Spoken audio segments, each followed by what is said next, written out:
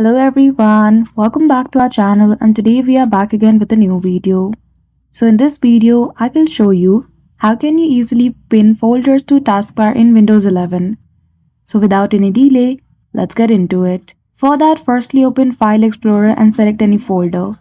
Right click on it and from the menu go to Show More option. Then after in a longer menu, you will see the option of Send To.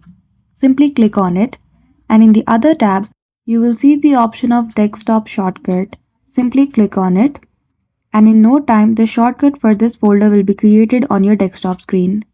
Once created, right click on it, go to properties and a tab will open. In that you will see a box of target.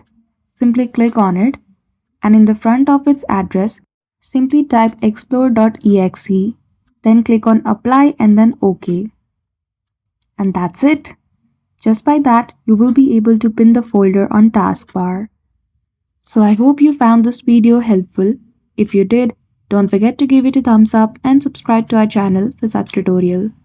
Thank you for watching till the end.